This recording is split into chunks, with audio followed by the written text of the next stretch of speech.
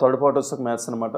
మ్యాథ్స్కి వచ్చేసరికి ఏంటంటే నేను లాస్ట్ నా 2 వీడియోస్లో నేను చేశాను అనమాట. మ్యాథ్స్ కోసం చేశాను. ఆ వీడియోస్లో ఏంటంటే నేను ఐరేజు, ఎవరెస్ట్ ఈ రెండు నేను సజెస్ట్ చేశాను అనమాట.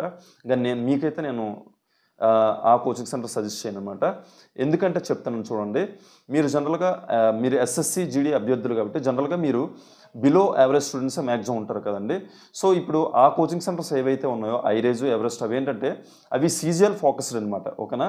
సో సీజిఎల్కి సంబంధించి ఆ కోచింగ్స్ ఉంటాయి అనమాట. సో దాన్ని బట్టి ఏంటంటే వాళ్ళు first level to high level అంటే ఎస్ఎస్సి సీజిఎల్ మెయిన్స్లో ఎంత టఫ్ లెవెల్ ఏ లెవెల్ అయితే వస్తాయో ఆ లెవెల్ వరకు చెప్తారనమాట. ఓకేనా. మీరు ఇప్పుడు మీరు తీసుకున్నట్లయితే ఇప్పుడు మీరు అవి తీసుకున్నాక మీరు ఆ క్వశ్చన్స్ అవన్నీ మీరు ఫస్ట్లో ఈజీగా ఉంటాయి. సో అలా వెళ్తున్న కొద్ది అలా హై లెవెల్ పెరిగిపోద్ది అనమాట. సో మీరు ఆ లెవెల్ పెరిగిపోవడం చూసి మీరు భయపడిపోవచ్చు అనమాట. ఓకేనా. మీరు వన్స్ భయపడిపోయారంటే మీకు తర్వాత మళ్ళీ ఇంట్రెస్ట్ రాదనమాట. ఓకేనా.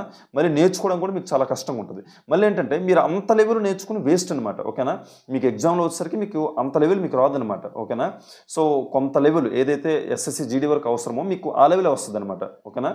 సో దాన్ని బట్టి ఏంటంటే నేను సజెస్ట్ చేసే కోచింగ్ ఇప్పుడు ఏంటంటే ఇప్పుడు చందన్ లాజిక్స్ స్పెషల్గా ఎస్ఎస్సి జీడీ బ్యాచ్ దింపింది అనమాట. ఓకేనా. 2000 రూపీస్ కోర్స్తో ఒక బ్యాచ్ దింపింది అనమాట.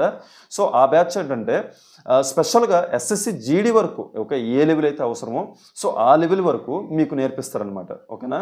సో దాన్ని బట్టి ఏంటంటే మీకు ఆటోమేటిక్గా కొంచెం ఈజీగా ఉంటుంది కదా. సో నేర్చుకోవడానికి ఈజీగా ఉంటుంది. అట్ ది సేమ్ టైం దానివల్ల మీకు కాన్ఫిడెన్స్ వస్తుంది అనమాట. ఓకేనా. సో ఇప్పుడు ఏంటంటే మీరు చందన్ లాజిక్స్లో ఒక చాప్టర్ నేర్చుకుంటే ఇప్పుడు మీకు చెప్పాను కదా టెక్స్ట్ బుక్ యాప్ తీసుకోమని. టెక్స్ట్ బుక్ యాప్కి వెళ్ళి సో అక్కడ ఏ చాప్టర్ నేర్చుకున్నారో ఇక్కడ SSC GD, SSC MTS, SSC HSL so ఇక్కడ కూడా మీరు చాప్టర్ టెస్ట్ రాయండి. ఓకేనా.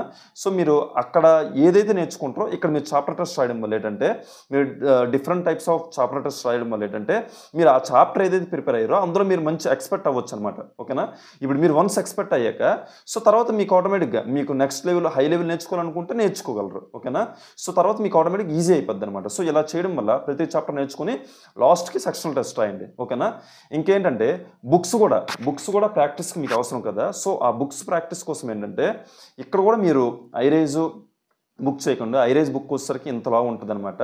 సో అలాగా first level, second level, third level అని ఉంటుంది. So almost like maximum first level to third level వరకు ఆల్మోస్ట్ కొంచెం పర్లేదు కొంచెం లెవెల్ బాగానే ఉంటాయి అనమాట. సో దాన్ని బట్టి ఏంటంటే నేను ఐరేజ్ చేయొద్దు.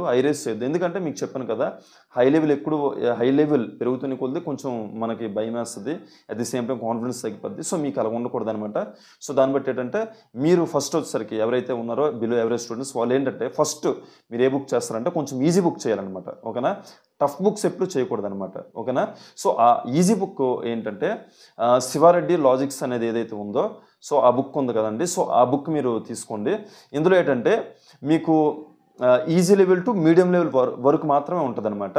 అట్ ది సేమ్ టైం ఏంటంటే ఆ క్వశ్చన్స్ ఏవైతే మీరు చేసినట్లయితే మీకు almost maximum chapter to chapter మీకు మంచి ఐడియా వస్తుంది అనమాట. ఓకేనా.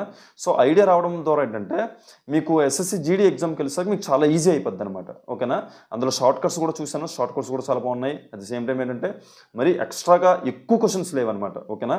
ఏవైతే ఇంపార్టెంట్ ఏవైతే జనరల్గా రిపీటెడ్గా వచ్చే ఉన్నాయో అవే వస్తాయి అనమాట. మీరు కూడా అవే ప్రాక్టీస్ చేయండి. అవే రిపీటెడ్గా చేసిందే చేసి లాస్ట్కి ఏంటంటే మీరు ఆ సమ్ ఆ మోడల్ వన్స్ వచ్చేసరికి టక్కన ఇలా చేసేయాలన్నమాట. సో మీరు అలా ప్రిపేర్ అవ్వండి. ఓకేనా.